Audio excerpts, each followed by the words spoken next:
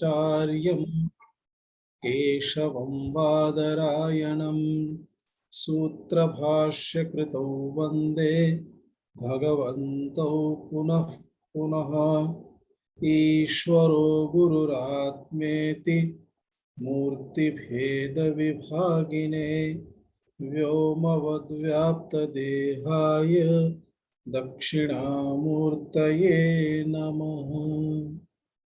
ॐ सहना भवतु सहनौ भुनक्तु सह वीर्यं करवावहै तेजस्विनावधीतमस्तु मा विद्विषावहै।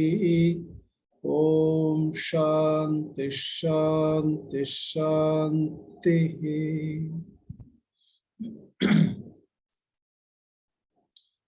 पंचमः श्लोकः।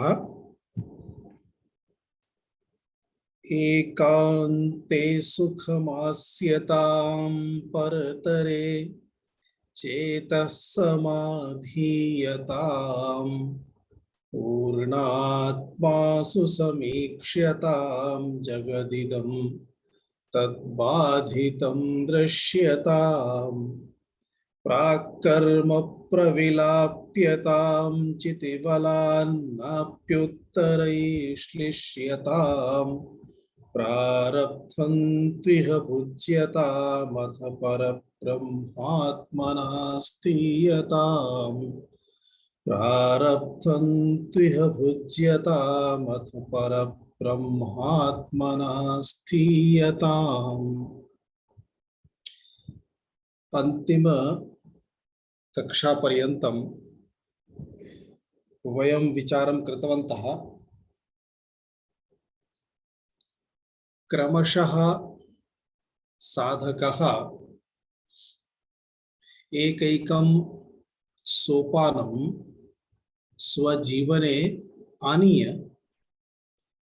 कथं सः ब्रह्म साक्षात्कार पर्यन्तं गतिं करोति।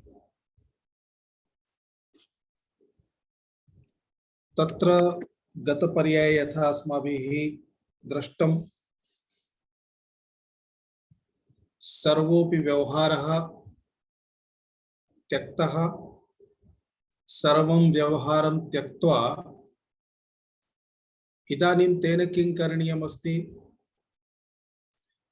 कुत्रचित् तादृशे एकस्मिन् स्थाने उपवेष्टव्यं यत्र किंचिदपि विक्षेपः न भवेत्।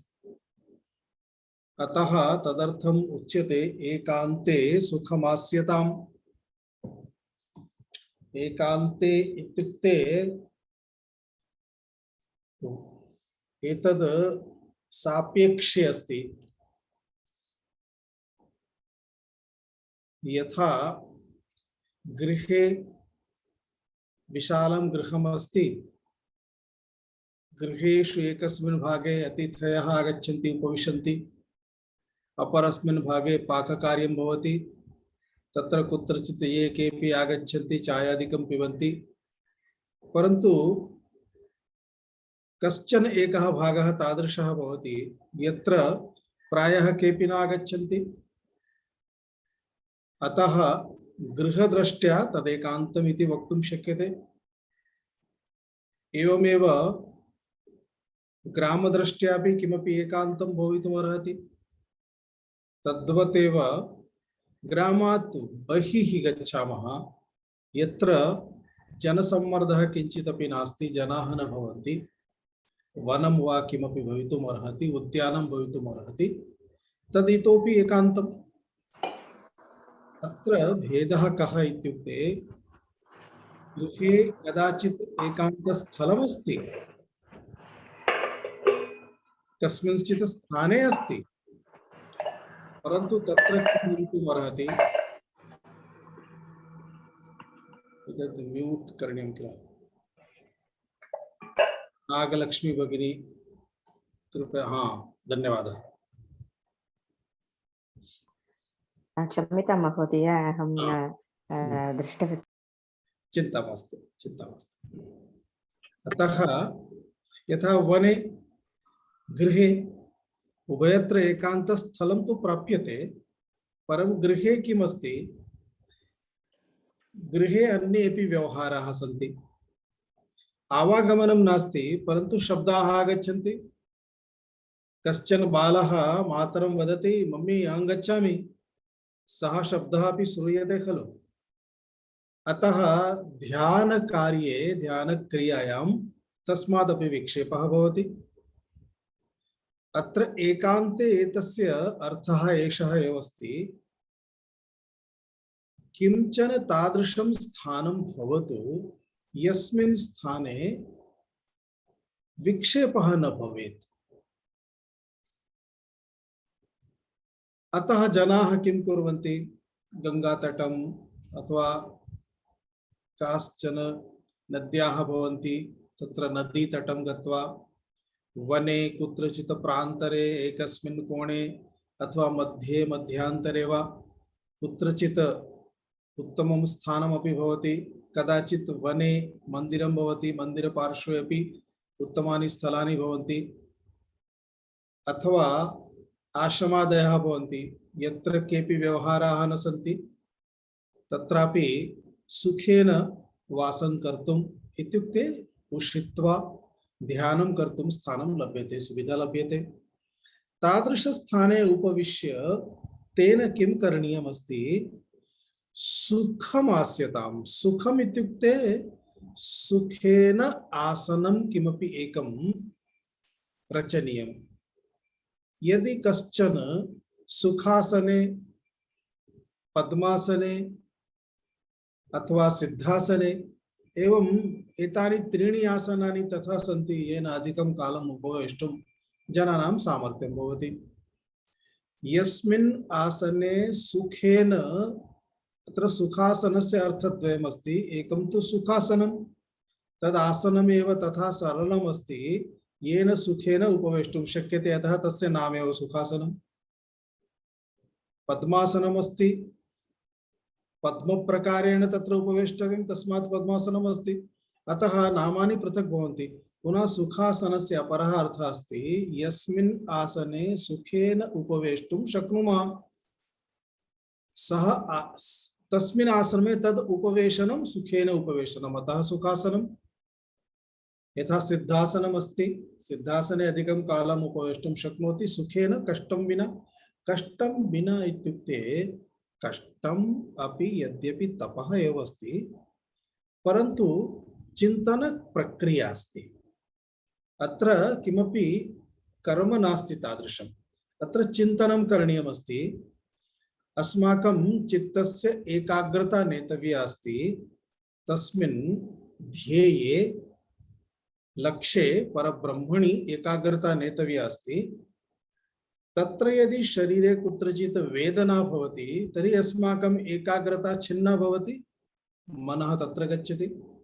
अतः मनः अत्र तत्र न गच्छेत्, चित्तम् इतस्ततः न भवेत्।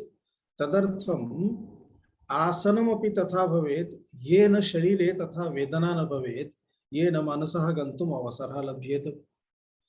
अतः सुखासनम् इति आवश्यकमस्ति। सुखेन उपवेष्टुम् आसनम्, अथवा आसनस्य नामेव सुखमस्ति, यस्मिन् आसने सुखेन उपवेष्टुं शक्यते तदासनम्।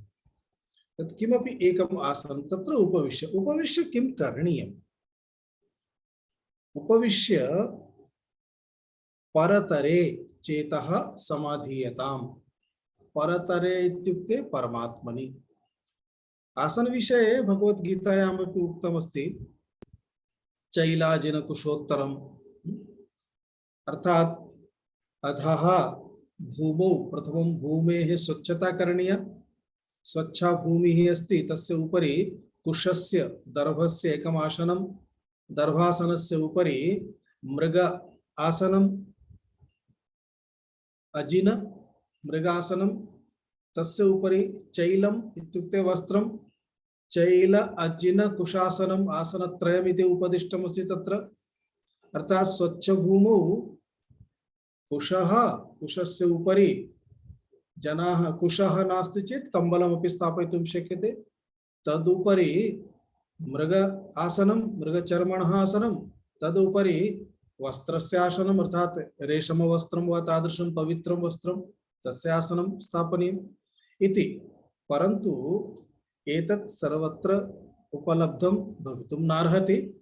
अतः किमपि एकं पवित्रम् आसनमपि भवितुमर्हति। कुशस्य वा, ऊर्णस्य, कम्बलादिकं वा, अथवा वस्त्रस्यैव पवित्रं वस्त्रं किमपि भवतु, यत् वस्त्रं भवतु तत् पवित्रं भवतु। तस्मिन् आसने केवलं भवतः एकस्यैव उपवेशनं भवेत्। तद् आसनं सामान्यं न भवेत्, इत्युक्ते सर्वेषां कृते न भवेत्, सर्वेभ्यः न दातव्यम्। एकम् अस्माकं स्थलमपि एकान्तं तदर्थमपि उच्यते, येन जनानां तत्र दृष्टिः अपि न भवेत्, दृष्टिपातः न भवेत्। न चेत् किमस्ति, दृष्टिपातेन तेषां किमपि कुदृष्टिः भविष्यति इत्यस्मिन् अर्थे न उच्यते। परन्तु तत्र सामान्यार्थः कः इत्युक्ते, अस्माकं साधनाविषये बहु कथनम्, अन्येभ्यः श्रावणं सर्वं करणीयं न भवति, आवश्यकं नास्ति। यत्र मार्गदर्शनस्य आवश्यकता अस्ति, तादृशः कश्चन अनुभवी अस्ति, गुरुः अस्ति, आचार्यः अस्ति, उपदेशकः अस्ति, तस्य समीपे वयं साधनायाः विषयं सर्वम् उक्त्वा, अनन्तरम् अत्र मया इतोपि किं करणीयम्, अथवा अत्र अहं स्थितः अस्मि, अग्रे गन्तुं न पारयामि, कृपया मार्गं सूचयतु, तत्र एव वक्तव्यं भवति। परन्तु किमस्ति, कोऽपि आगच्छति भवतः गृहं प्रति, भवतः मन्दिरम् अथवा साधनायाः स्थलं पश्यति, अनन्तरं पृच्छति, ओ अत्र किं भवतः साधनास्थलम् अस्ति, तर्हि किं करोति, साधनायां किं करोति, ध्यानं करोमि, किं ध्यानं करोति, अनन्तरं ध्यानस्य वर्णनं करणीयं, साधनायाः वर्णनं करणीयम्। ओ तर्हि किञ्चित् अनुभवं वदतु, पुनः अनुभवं श्रावयति, सः अनुभवं श्रुत्वा अनन्तरम् इतोपि किमपि वदतु। अर्थात् किमस्ति, अस्माकं मनसः अन्यत्र नयनम् एकं। द्वितीयम्, अहं साधनां करोमि तद्विषये वक्तुं पुनः कश्चन एकः सूक्ष्म अहङ्कारः आगच्छति।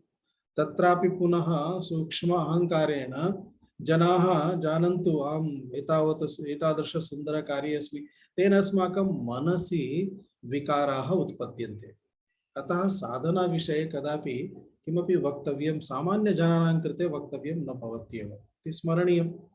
परन्तु आसनं दृष्ट्वा, अस्माकं पूजास्थलं दृष्ट्वा, व्यवस्थां दृष्ट्वा निश्चयेन सः प्रश्नं करिष्यति। प्रश्नं करोति चेत् किमपि उत्तरं दातव्यम्। अतः तस्मात् दूरे एव स्थातव्यं, सा परिस्थितिः न आगच्छेत्। तदर्थम् अस्माकं पूजास्थलं, स्थानं, ध्यानस्थलं किञ्चित् पृथक् एव भवतु, जनानां कृते तत् प्रकटितं भवतु इति न आवश्यकं। तदर्थं पुनः उपवेष्टुमपि अस्ति, आसनम् उक्तं चेत् अहं तद्विषये अधिकं न उक्तवान्, यतः आसनस्य अर्थः एव अस्ति, आसनेषु किमस्ति, पूर्णस्थितिः आनेतव्या भवति। यस्य कस्यापि आसनस्य काचित् पूर्णस्थितिः अपेक्षिता भवति। उदाहरणं यथा, यदि ध्याननिमित्तम् उपविशति तर्हि चिन्मुद्रा भवति। चिन्मुद्रा वा, आदिमुद्रा वा, ब्रह्ममुद्रा वा, कापि मुद्रा भवेत्, चिन्मय मुद्रा वा, कापि मुद्रा भवति। मुद्रायाम् उपवेष्टव्यं, परन्तु स्वाभाविकतः चिन्मुद्रा सामान्यं सर्वेषां कृते। चिन्मुद्रा भवेत्। अनन्तरं समं काय शिरोग्रीवं तदुक्तं भगवता, अर्थात् यदा उपविशति तदा मूलाधारतः आरभ्य, अधस्तात् आरभ्य सहस्रधारपर्यन्तम्, अर्थात् शिरसः तालुपर्यन्तम् अस्माकं मेरुदण्डः सरलः ऋजुः इत्युक्ते साक्षात् एव भवेत्, वक्रः न भवेत्। तथैव शरीरे तथा कर्षणमपि न भवति, किञ्चित् कालानन्तरं पुनः तत्र वेदना भवेत्, तथापि न। तत्सर्वमपि सहज अवस्थायामेव यथा आगच्छेत् तथा प्रयासः करणीयः अस्ति। एतस्य अर्थः कः अस्ति, ऊर्जायाः अस्माकं यः स्रोतः अस्ति मूलतः, सः स्रोतः उपरिपर्यन्तं सुखेन सञ्चारं कर्तुं शक्नुयात्। यदि कुत्रचित् शरीरं वक्रमस्ति, कुत्रचित् दृष्टिः अथवा मनः अन्यत्र गच्छति तर्हि ऊर्जा तत्र तत्र तत्र पुनः निःसृतः भवति, गच्छति। अतः ऊर्जा संपूर्णतः यदा शरीरे तिष्ठति तदा एव तस्याः ऊर्जायाः प्रभावेण एकाग्रता इतोपि वर्धते। तदेकं महत्त्वपूर्णं कार्यमस्ति। अतः आसनं बहु महत्त्वपूर्णम् अस्ति। आसनविषये किञ्चित् अहं त्यक्तवान् आसं, पुनः उक्तवान्। तथा आसनम् अपेक्षितं भवति। एवं यदा एकान्ते सुखेन स्थितः साधकः तदा तेन किं करणीयं? परतरे। परतरे इत्युक्ते परमात्मनि। पर पर परतम परतर परतम। तरप तम प्रत्यय द्वारा परतर शब्दस्य उत्पत्तिः। परः परतरः परतमः। अत्र परः किमस्ति? माया। माया परा अस्ति। किमर्थं परा इत्युक्ते सापि सूक्ष्मा अस्ति। इन्द्रियेभ्यः इन्द्रियाणि सर्वाणि मायातः एव उत्पन्नानि। अतः इन्द्रियाणाम् अपेक्षया माया सूक्ष्म अर्थात् परः, इन्द्रियेभ्यः परः, परा माया। मायातः अपि परः ब्रह्म, अतः परतरम् इति उच्यते। यदि परशब्दस्य उपयोगः अन्येषां कृते क्रियते तर्हि माया परतरा, तदानीं ब्रह्म परतमम् इति भवति। अर्थात् अति सूक्ष्मं सुसूक्ष्मं यत् तत्त्वमस्ति इति सूक्ष्मदृष्ट्या श्रेष्ठतावाचकमपि भवति। श्रेष्ठतादृष्ट्या अपि परतरः इत्युक्ते अन्येषां सर्वेषाम् अपेक्षया श्रेष्ठं, सर्वश्रेष्ठं तु ब्रह्म एव अस्ति। अतः परतरे परमात्मनि परब्रह्मणि चेतः समाधीयताम्। चेतः अर्थात् चित्तं। चित्तं तत्र स्थापनीयम् इत्युक्ते चित्ते ये केपि विचाराः संकल्पाः, अत्र चित्तम् इत्युक्ते सम्पूर्णम् अन्तःकरणम् इति चिन्तनीयम्। यतः संकल्प विकल्पः चेत् मनसः कार्यम्, निर्णयः चेत् निश्चयात्मिका बुद्धेः कार्यम्। अतः संकल्पः विकल्पः निश्चयः पुनः स्मरणात्मकं चित्तं भवति। अतः तदपि नापेक्षितम्। एवं एते केपि तत्र ये विकाराः सन्ति वृत्तयः, ताः वृत्तयः नापेक्षिताः। केवलम् एका एव वृत्तिः भवति, ब्रह्माकारात्मिका वृत्तिः भवति, ब्रह्मचिन्तनं भवति, आत्मचिन्तनमेव भवति। अतः चेतसः संपूर्णतः समाधानस्य अर्थः एव अस्ति अन्यवृत्तीनाम् उत्पत्तिः तत्र नास्ति, केवलं परमात्मचिन्तनमेव अस्ति।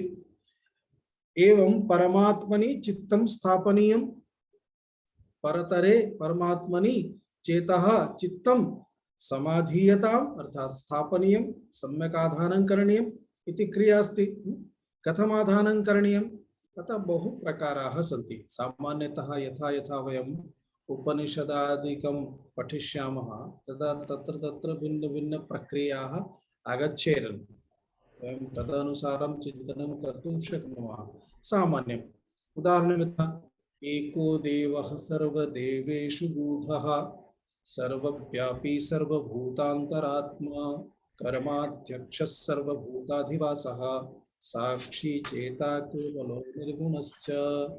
परमात्मनि यस्य परमात्मनः ध्यानं कुर्वन्तः स्मः सः परमात्मा कीदृशः अस्ति? एकः, अर्थात् एकः एव अस्ति। कृपया अन्ये म्यूट मध्ये भवन्तु। धन्यवादः। सः परमात्मा एकः अर्थात् अद्वयः अद्वितीयः एकः एव अस्ति।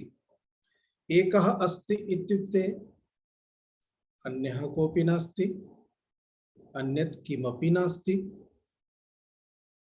किमपि नास्ति इत्युक्ते अहं च परमात्मा च इत्यपि नास्ति। अहं रूपेण यत्किमपि अहं वदन्नस्मि अथवा अन्यः कोऽपि वदन्नस्ति, सः यदि भिन्नः भवति तर्हि परमात्मा एकः भवितुं नार्हति। शास्त्राणि वदन्ति परमात्मा एकः एव अस्ति। अतः एकः अस्ति चेत् मम विषये ज्ञातव्यं यत् परमात्मा भिन्नः अहं नास्मि। परमात्मा भिन्नः अहं नास्मि इत्युक्ते मम यत् किमपि अस्तित्वम् अस्ति तत् परमात्मनः अस्तित्वम् एव अस्ति। एवं विचारं कुर्मः।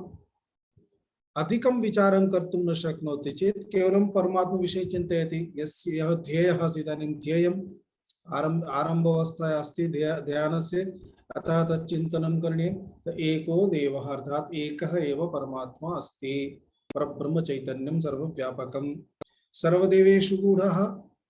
सर्वे ये देवाः सन्ति अर्थात् अन्य देवरूपेण उच्यमानाः ये देवाः सन्ति तेषु देवेषु सः परमात्मा एव अस्ति। निगूढः गूढः अर्थात् ते देवाः तस्य परमात्मनः एव रूपाणि सः सर्वभूतान्तरात्मा अस्ति, सर्वप्राणिनाम् आत्मा अस्ति। सः सर्वप्राणिनां सर्वभूतानां सर्वप्राणिनां सः अंतरात्मा, सः एव अस्ति।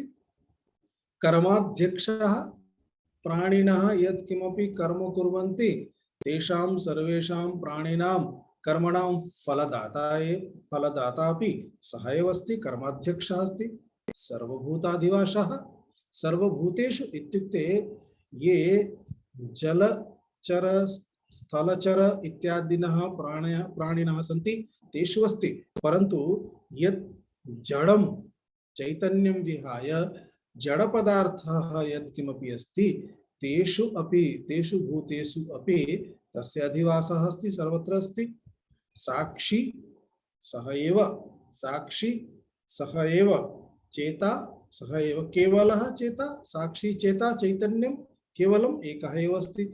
एवं कृत्वा परमात्मनः सर्वव्यापकत्वं, परमात्मनः एकत्वं, परमात्मनः सर्वप्राणिषु अंतरात्मत्वं एवं परमात्मनः कर्माध्यक्षत्वं, परमात्मा एव सर्वः अस्ति इति ध्यानस्य आरम्भः अस्ति। एवं ध्यानं कुर्वन् सः तस्मिन्नेव लीनः भवति, सर्वान् विचारान् त्यजति। एवं त्यक्त्वा पूर्णात्मा सुसमीक्ष्यताम्। 25तमी साधना अस्ति पूर्णात्मा, 35तम पूर्णात्मा सुसमीक्ष्यताम्। अर्थात आत्मा आत्मनि भेदः विकल्पाः न सन्ति, एकः एव। अहम् अपि तदन्तर्भूतः इत्युक्ते तदेव इति अर्थः। पूर्णात्मा सुसमीक्ष्यताम्, सुष्ठु समीक्ष्यताम्, सम्यक्तया सुष्ठुरूपेण, सुसम ईक्ष धातुः अस्ति, अतः सम्यक्तया सुष्ठुरूपेण ईक्षणम्, अवलोकनं, ध्यानं परमात्मनः करणीयम्। एवं संपूर्णम् अपि चैतन्य घन परमात्मा एव अस्ति इति स्थितिः प्राप्तव्या अस्ति। कथमिति? परमात्मा एव मया ततमिदं, यथा भगवद्गीतायाम् उक्तं, मया ततमिदं सर्वं जगदव्यक्तमूर्तिना मत्स्थानि सर्वभूतानि न चाहं तेष्वस्थितः। तथा चिन्तनमस्ति। परमात्मना एव सर्वमिदं ततं व्याप्तमस्ति। कथम्? अव्यक्तमूर्तिना संपूर्णं जगत् व्याप्तमस्ति। मत्स्थानि सर्वभूतानि, सर्वाणि भूतानि मत्स्थानि सन्ति। अहं तेषु इति न, तानि भूतानि मयि इत्युक्ते संपूर्णम् अपि जगत् मयि अस्ति। मयि इत्युक्ते मयि एव सकलं जातं, मयि एव लीयते। संपूर्णं मत्तः एव उत्पद्यते, मयि एव तस्य तत् संपूर्णं लीयते। तात्पर्यं किमस्ति? जगत् सदृशं यत् किमपि दृश्यमानम् अस्ति तत् जगत् किमपि तादृशं नास्ति। यत् किमपि अस्ति तद् परमात्मा एव अस्ति। अतः ईशावास्यमिदं सर्वम् इति उच्यते। एवं इदं संपूर्णं जगत् यदस्ति तत् जगत् बाधितं दृश्यताम्। अर्थात आत्मा अनात्मा, आत्मा चैतन्य घन परमात्मा परब्रह्म तद् विहाय सर्वमपि अनात्मा यत्किमपि अनात्मा अस्ति तदेव जगत् अस्ति मिथ्या अस्ति तद् बाधितं यथा बाधा इत्युक्ते ज्ञानेनैव बाध्यते वस्तुतः न उदाहरणं यथा वयं मृगजलं पश्यामः मृगया जलं मृगया जलं यदा भवति तत्र बहु दूरे कुत्रचित् मरुस्थले जलं दृश्यते परन्तु यदा विचारं कुर्मः पश्यामः तदा वस्तुतः जलं तत्र न भवति केवलं जलस्य दर्शनमस्ति अस्तु यदि जलम् अस्ति तर्हि भूमिः आर्द्रा भवति पिपासा अपि तेन गच्छेत् स्नानं कर्तुं शक्नुमः जलसंग्रहं कर्तुं शक्नुमः परन्तु तत्र जलस्य तु बिन्दुरपि नास्ति बिन्दुमात्रमपि नास्ति तथापि जलं दृश्यते एवं यदा यदा वयं तत्र पश्यामः अस्माकं दृष्टिः गच्छति जलं दृश्यते चेदपि जलं नास्ति इति बुद्धिः भवति तथैव यदा वयं शास्त्रविचारं कुर्मः आत्म अनात्म विचारं कुर्मः परब्रह्मणः वास्तविक स्वरूपस्य विचारं कुर्मः तदा स्पष्टतया ज्ञायते यत् दृश्यमानं जगत् इव किमपि नास्ति यत् किमपि दृश्यते तत् परमात्मा मात्रमस्ति यत्र वयं मरुस्थले जलं पश्यामः तत्र जलं नास्ति मरुस्थलमेव अस्ति तद्वत् यत्र वयं जगत् पश्यामः तत् जगत् नास्ति परब्रह्म परमात्मा एव अस्ति परब्रह्म परमात्मा अस्ति इत्युक्ते वृक्षः परमात्मा अस्ति इति भावना इत्युक्ते वृक्षत्वं यद् दृश्यते तद् वृक्षत्वम् इव किमपि नास्ति यत् किमपि अस्ति तत् परमात्मा तत्त्वमात्रम् एव अस्ति तथा तत्र दृष्टिः अपेक्षिता एवं यदा दृष्टिः भवति तदा जगत् बाधितं भवति अतः परमात्म दृष्ट्या यत् किमपि विद्यमानम् अस्ति अन्यथा किं भवति परमात्मा अस्ति वृक्षः अस्ति परमात्मा अस्ति वनमस्ति परमात्मा अस्ति पृथ्वी अस्ति परमात्मा अस्ति पर्वतः अस्ति परमात्मा अस्ति अमुकः अस्ति परमात्मा अस्ति अहम् अस्मि इति एकस्मिन् कोणे परमात्मा भवति अन्यत्र सर्वत्र भिन्न भिन्न रूपेण अतः भिन्न भिन्न रूपेण यत् किमपि दृश्यमानम् अस्ति तत् सर्वं भिन्नं परमात्मा च भिन्नम् इति करोचेत् अद्वयं न भवति एकं कदापि न भवति अतः तस्य एकत्वं तत्र अस्माभिः ज्ञातव्यं भवति तदर्थं विचारः अपेक्षितः अस्ति ध्याने उपविश्य एवं यदा भिन्नता आगच्छति तदा भिन्नतायाः निराकरणमेव विचारः अस्ति जगत् इदं तत् बाधितं दृश्यतां तत् इत्युक्ते तस्मात् परमात्मना आत्मना अनात्मा बाधितः भवति मिथ्यात्वं ज्ञातव्यं भवति एवं ज्ञातं चेत् जगत् अस्माकं कृते प्रॉब्लमेटिक न भवति न ज्ञातं चेत् जगत् सदा सर्वदा प्रॉब्लमेटिक अस्ति अतः जगतः सत्यत्वं बाधितं भवति जगत् सत्यं नास्ति जगति सदा सर्वदा सत्यत्व बुद्धिः न भवेत् इत्येव जगतः बाधनमस्ति एवं जगदिदं संपूर्णं तत् परमात्मना बाधितं दृश्यताम् इति एकं पुनः अग्रिममस्ति प्राक्कर्म प्रविलाप्यताम् प्राक् इत्युक्ते पूर्वं साधनातः पूर्वम् इति सर्वाणि कर्माणि प्राक्कर्माणि सन्ति इदानीं ध्याने उपविश्य आत्मचिन्तनं कुर्वन्तः स्मः अत्र किमपि कर्म नास्ति अन्यानि कर्माणि सन्ति ध्यानम् इत्यपि एकं कर्म अस्ति तत्र संदेहः नास्ति परन्तु ध्यानम् इति यत् कर्म अस्ति तस्य फलमस्ति ध्येयसिद्धिः अतः तत् फलं संसारसिद्ध्यै नास्ति तत्तु परमात्मसिद्ध्यै अस्ति अतः तद्विषये तु चिन्तायाः विषयः नास्ति विषयं त्यजामः। परं तस्मात् पूर्वम् अन्यानि बहूनि कर्माणि अभवन्, तानि सर्वाणि कर्माणि अस्माकं सञ्चितरूपेण स्थितानि सन्ति। पुनः एतत् जन्म प्राप्तं तस्मात् पूर्वमपि बहूनि जन्मानि अभवन्, अतः तेषु अपि जन्मसु अस्माकं बहूनि कर्माणि सन्ति। तेषु एकं प्रारब्धं स्वीकृत्य अत्र शरीरं प्राप्तम् अस्ति, परन्तु अन्यानि सर्वाणि तु तत्र फिक्स डिपोजिट एव सन्ति, स्थितानि सन्ति सर्वाणि कर्माणि। अतः तादृश सर्वाणि कर्माणि प्रविलाप्यताम्। प्रविलाप्यताम् इत्युक्ते किमस्ति, यदा ब्रह्म साक्षात्कार वृत्ति भवति, आत्म साक्षात्कार वृत्ति, वृत्ति इत्युक्ते ध्यानं, ध्यानस्य अवस्था, ध्याने चिन्तनं, तदेव वृत्ति अस्ति।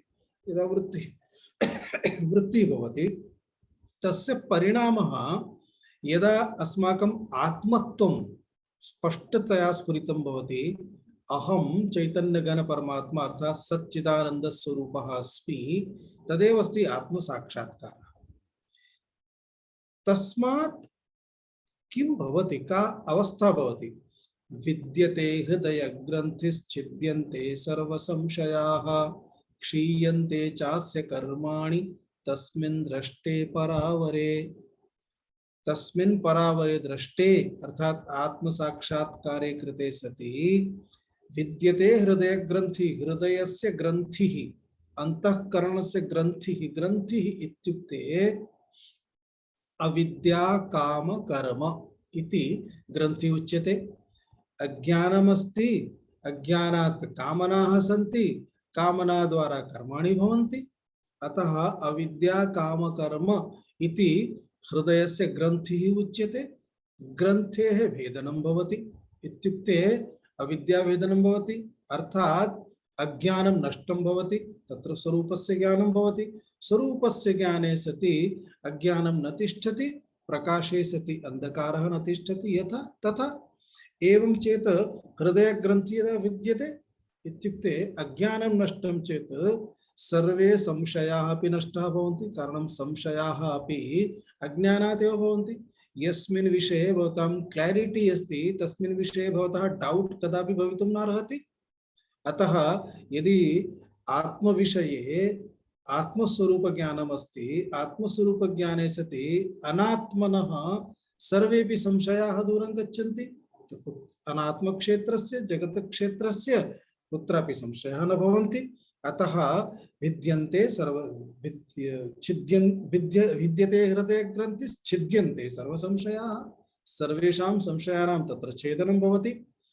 क्षीयन्ते चास्य कर्माणि, तस्मात् अस्य कर्माणि च क्षीयन्ते, अर्थात यानि संचित कर्माणि सन्ति तानि संचित कर्माणि ऑटोमेटिक क्षयं प्राप्नुवन्ति। तदर्थमेव उच्यते ज्ञानाग्नि सर्वकर्माणि भस्मसात् कुरुते अर्जुन। ज्ञानाग्नि, ज्ञान रूप अग्नि सर्वाणि कर्माणि भस्मसात् कुरुते। तो ज्ञान रूप कर्म इत्युक्ते आत्म साक्षात्कार रूप कर्म, तेन सर्वाणि कर्माणि तस्य नष्टानि भवन्ति। अर्थात प्राक् कर्म प्रविलापनम् अत्र किमपि करणीयं नास्ति। करणीयं किमस्ति, केवलम् आत्म साक्षात्कारः भवेत्।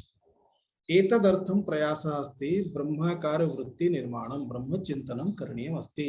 ब्रह्मैवाहमस्मि ब्रह्मैवाहमस्मि इति एतदर्थं पुनः मनसि वारं वारं वाक्यस्य रचनायाः आवश्यकता न भवेत्, परन्तु सा भावना एव। उदाहरणं यथा भवान् मनुष्यः अस्ति इति केनापि वक्तव्यं न भवति, पुनः अहं मनुष्यः अस्मि इति स्मरणीयं न भवति। भवान् अमुकः अस्ति, भवती अमुका अस्ति इति भवत्याः विस्मरणं नास्ति। तद्वत् आत्मस्वरूपं सदा सर्वदा तिष्ठति, सा एव भावना अस्ति। अतः सा स्थितिः यदा प्राप्यते तदा सः ज्ञानवान् ज्ञानी इति अन्यैः वक्तव्यं, तेन वक्तव्यं नास्ति। एवं चेत् तस्य सर्वाणि कर्माणि स्वयमेव नष्टानि भवन्ति। कर्माणि नष्टानि नाशयितुं किमपि अन्यः प्रयासः अपेक्षितः नास्ति। तेन प्रयासेनैव अर्थात् आत्मसाक्षात्कारद्वारा एव, ब्रह्म साक्षात्कारद्वारा एव सर्वाणि कर्माणि स्वयमेव नष्टानि भवन्ति। नष्टानि भवन्ति इत्युक्ते तस्य पृष्ठतः एक प्रक्रिया ज्ञातव्या। किमस्ति? अंतःकरणम् अस्ति। अंतःकरणम् अस्ति, चैतन्य घन परमात्मा अस्ति। चैतन्य घन परमात्मा अस्ति, अंतःकरणं भवति। यथा दर्पणः अस्ति चेत् यस्य कस्यापि प्रतिबिंबनं तत्र भवति एव। मुखं प्रतिस्थापयति, मुखस्य प्रतिबिंबनम्, अन्यस्य मुखं प्रतिस्थापयति, तस्य प्रतिबिंबनम्। यदि वनस्य वृक्षस्य किमपि दृश्यं तस्मिन् तस्यां दिशि भवति तर्हि तस्य प्रतिबिंबनम्। तदेव दर्पणं यदि वयं पृथिव्यां स्थापयामः तर्हि पृथिव्याः अपि प्रतिबिंबनं तु भवति। दर्पणः अस्ति चेत् प्रतिबिंबनं भवत्येव। पुनः तद्वत् चैतन्यघन परमात्मा सर्वत्र अस्ति। अंतःकरणम् अस्ति चेत् अंतःकरणे परमात्मनः प्रतिबिंबनम् इत्युक्ते चिदाभासकता आगच्छति। चिदाभासकता आगच्छति तावत् कालपर्यन्तं। यदि दर्पणः नष्टः भवति तर्हि प्रतिबिंबनं नास्ति, चिदाभासकता अस्ति। अतः अंतःकरणम् इति दर्पणस्थानीयम्। यावत् कालपर्यन्तम् अंतःकरणम् अस्ति तावत् कालपर्यन्तं चिदाभासकत्वम् अस्ति। एवं चेत् अंतःकरणं कदा पर्यन्तं स्थातुं शक्नोति? यावत् कालपर्यन्तं चिज्जड ग्रन्थिः, चिज्जड ग्रन्थिः इत्युक्ते अविद्या काम कर्म हृदय ग्रन्थिः, हृदय ग्रन्थिः यावत् कालपर्यन्तं छिन्ना न भवति, नष्टा न भवति तावत् कालपर्यन्तम् अंतःकरणं तिष्ठति। यदा नष्टा भवति तदा सर्वाणि तत्त्वानि स्वस्वकारणे विलीनानि भवन्ति। यस्मात् आगतानि तथैव पंचतत्व निर्मितम् अंतःकरणं ज्ञानेन्द्रियादिकं सर्वं पंचतत्वेषु विलीनानि भवन्ति। अतः जीवः एव नास्ति। यदि जीवः नास्ति इत्युक्ते अंतःकरण चिदाभास युक्त अंतःकरणं नास्ति। अंतःकरणं नास्ति, चैतन्योपाधि अंतःकरणम्, अंतःकरणे चैतन्य कारणात् एव अंतःकरणं तु जडमस्ति, तस्य चेतनत्वं प्राप्यते। तदेव नास्ति चेत् यत्किमपि परितः विद्यमानं भवतु यावन्ति कर्माणि, भोगार्थं शरीरं नास्ति। अंतःकरणं सूक्ष्म शरीरं नास्ति चेत् स्थूल शरीरस्य उत्पत्तिः नास्ति। स्थूल शरीरस्य उत्पत्तिः नास्ति चेत् भोगं, यदि भोग कर्तुं नास्ति कोऽपि, भोगस्य साधनं नास्ति तर्हि भोगः अस्ति चेत् किं भवति? तस्य अर्थः एव अस्ति तत्सर्वं प्रज्वलितं नष्टम् इति उच्यते। तदर्थं किमपि करणीयं नास्ति। कर्माणि नाशयितुं कुत्रापि गन्तव्यं नास्ति, स्वयमेव कर्माणि नष्टानि भवन्ति। अतः प्राक्कर्म प्रविलाप्यतां कथं? ब्रह्माकार वृत्त्या, आत्म साक्षात्कारद्वारा। चितिबलात् नाप्युत्तरैः श्लिष्यताम्। इदानीम् अन्यानि सर्वाणि कर्माणि तु नष्टानि, परन्तु आत्मसाक्षात्कारः भवति चेत् तस्य साधकस्य मृत्युः भवति इति नास्ति। मृत्युः तु कदा भवति? चिन्त्यताम्।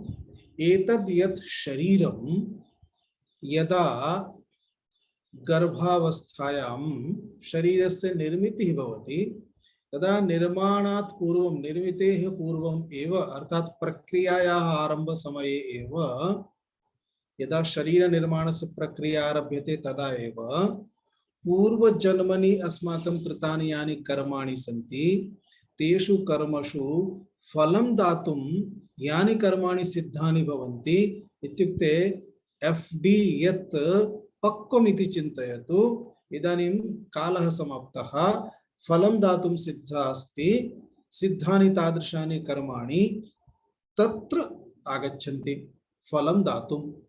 अतः जन्मतः आरभ्य मृत्युपर्यन्तं तस्य तानि कर्माणि तत्र आगत्य स्थितानि सन्ति। तानि कर्माणि यावत् कालपर्यन्तं समाप्तं न भवति तावत् कालपर्यन्तं शरीरस्य मृत्युं कोऽपि कर्तुं न शक्नोति। शरीरं मारयितुं न कोऽपि शक्ष्यति, कस्यापि सामर्थ्यं नास्ति। यदा तानि कर्माणि समाप्तानि भवन्ति तदा शरीरं स्वयमेव समाप्तं भवति, अथवा शरीरस्य समाप्तेः यदि कश्चन मारयति चेत् तदपि कर्म अन्तर्गतमेव अस्ति, कर्मभूतमेव अस्ति। अतः यदा प्रारब्धं कर्म सर्वं समाप्तं भवति तदा एव शरीरस्य पतनं भवति। अर्थात् ज्ञानं तु अभवत्, शरीरमस्ति, यतः पूर्वतः आनीतानि कर्माणि प्रारब्ध कर्माणि इतोपि सन्ति, यावत् कालपर्यन्तं तेषां प्रारब्ध कर्माणां भोगः समाप्तः न भवति शरीरं तावत् कालपर्यन्तं तिष्ठति। अतः शरीरं तिष्ठति चेत् किमपि कर्म अस्ति, सामान्यं कर्म अस्ति। बहु किमपि न करोति चेत् स्नानं करोति, गच्छति आगच्छति उपविशति, किमपि भोजनं करोति, सामान्यं जलपानं करोति, तत्रापि किञ्चित् कर्म अस्ति। यत् किमपि कर्म अस्ति तस्य कर्मणः परिणामः भवत्येव, फलं भवति। परन्तु तत् कर्म भोक्तुं पुनः शरीरं तु न भविष्यति। अतः उच्यते तेषां महात्मनां तादृशं यत् कर्म अस्ति, अर्थात् तानि कर्माणि, तत्र पुण्यात्मक कर्माणि अपि भवन्ति, पापात्मक कर्माणि अपि भवन्ति। अतः उभयविध कर्मणां फलं तेषां समीपे तैः सह यः व्यवहारं करोति, यदि तादृश ज्ञानिनां सेवां करोति, तत्र तेषां कृते उत्तम मनोभावनां स्थापयति, तर्हि तादृश पुण्यकर्माणि तेभ्यः गच्छन्ति। ये केपि द्वेषं कुर्वन्ति, द्वेषभावनां स्थापयन्ति, तर्जयन्ति अथवा पीडयन्ति, पापकर्माणि तादृशानि सर्वं तेभ्यः गच्छन्ति, अर्थात् ते तस्य फलं प्राप्नुवन्ति। परन्तु तस्य फलं, तेषां कर्मणां फलं प्राप्तुं तु तस्य ज्ञानिनः शरीरं तु अग्रे न भवति। अतः तस्य सर्वाणि कर्माणि नष्टानि भवन्ति। इत्युक्ते सञ्चितकर्माणि ज्ञानेन नष्टानि, आगामिनि कर्माणि तानि सर्वाणि कर्माणि शरीरं नास्ति इति कारणात् तानि स्वयमेव नष्टानि अथवा अन्ये नयन्ति। प्रारब्धं कर्म केवलं तेन भोक्तव्यं भवति। अतः चितिबलात् नापि उत्तरैः श्लिष्यताम्। इत्युक्ते आगामी कर्मभिः सह ज्ञानबलात् तस्य संगः नास्ति, तानि कर्माणि तस्य कृते न सन्ति। इदानीं किं कर्म अवशिष्टम् इत्युक्ते ज्ञानोत्पत्तितः पूर्वं यानि सञ्चितकर्माणि आसन् ज्ञानोत्पत्ति काले एव नष्टानि। ज्ञानोत्पत्ति अनन्तरं यानि कर्माणि भविष्यन्ति तानि कर्माणि भोक्तुम् एतस्य साधनं शरीरमेव न भविष्यति। इदानीं तु शरीरमस्ति, अतः इदानीं शरीरमस्ति तस्य कारणमस्ति इदानीन्तनं प्रारब्धं कर्म तदर्थं वदति प्रारब्धं तुह्य भुज्यताम्। यत्किमपि भवतः प्रारब्धं कर्म अस्ति, अर्थात् पूर्वकृत कर्मणां फलं सुखात्मकं, दुःखात्मकं, पीडात्मकं, रागात्मकं, द्वेषात्मकं अन्येभ्यः किमपि अस्ति। साधकस्य मनसि रागः नास्ति, द्वेषः नास्ति, सः तु विरक्तः एव, परन्तु अन्येषां मनसि भवति पूर्वकर्मणां परिणामः अस्ति चेत् सः आगत्य द्वेषणमपि करोति, तर्जनमपि करोति, दुःखमपि दातुं प्रयासं करोति तत्सर्वम्। अथवा अन्ये केचन आगत्य तस्य सेवां कुर्वन्ति, भोजनं यच्छन्ति, भिक्षां यच्छन्ति, ज्ञानं प्राप्नुवन्ति, उपविशन्ति, चर्चां कुर्वन्ति, तत्सर्वम् इदानीम् एतेन शरीरेण यद् भोक्तव्यम् अस्ति तत् तावत् मात्रमेव तस्य तत्रापि आसक्तिः नास्ति। प्राप्तं न प्राप्तम् इति विषये नास्ति, तस्मिन् अपि तस्य किञ्चिदपि आसक्तिः नास्ति। अतः प्रारब्धं यत् किमपि अस्ति तस्य भोगं करोतु। प्रारब्ध समाप्ति अनन्तरं किं भविष्यति तद् वदामि। तस्मात् पूर्वम् अथ परब्रह्मात्मना स्थियताम्। इतः परं केवलं परब्रह्मात्म स्वरूपेण स्थितिः अस्ति। अर्थात जगतः विषये विचारः चिन्तनं किमपि नास्ति, अन्यथा भाषणं नास्ति, कुत्रापि गमनागमनं नास्ति, अन्यथा कर्म नास्ति, केवलं परब्रह्मात्म स्थितिः अस्ति। अहं चैतन्य घन परमात्मा अस्मि इत्येव भावना अस्ति। अहं चिदानंद स्वरूपो अस्मि, नित्य शुद्ध बुद्ध मुक्त स्वभावोऽस्मि। तावदेव तस्य चिन्तनम्, अन्यत् किमपि नास्ति। तथा सः तिष्ठति। अर्थात् ज्ञान प्राप्ति अनन्तरम् अपि देहे विद्यमानः सः इतोपि अस्ति। अतः सः अत्र जीवने मुक्तः, अर्थात जीवन सन मुक्तः, जीवं धारयन् सन मुक्तः, जीवन मुक्तः इति उच्यते। सः जीवन मुक्तः अस्ति। अनन्तरं यदा तस्य कर्माणि समाप्तानि भवन्ति, देहः समाप्तः भवति, अनन्तरं स्थूलदेहः मृत्तिकायां गच्छति, सूक्ष्मदेहस्य सर्वाणि इन्द्रियाणि स्वस्वकारणे विलीनानि भवन्ति, अन्तःकरणमपि पंचतत्वानां सत्वांशेषु विलीनं भवति, सूक्ष्मदेहः अपि समाप्तः। तदा सः विदेह मुक्तः इति उच्यते। अर्थात ज्ञानी जीवन सन संसारात् मुक्तः अस्ति, अतः जीवन मुक्तः, जीवन सन अनन्तरं देहं समाप्य पुनः देहः नास्ति, पुनर्जन्म नास्ति, संसारं प्रति आवागमनं नास्ति, पूर्णतः मुक्तः, विदेह मुक्तः इति उच्यते। एवं किमस्ति, गता कला पंचदश प्रतिष्ठा, देवाश्च सर्वे प्रतिदेवतासु, कर्माणि विज्ञानमयश्च आत्मा, परे व्यये सर्व एकी भवन्ति।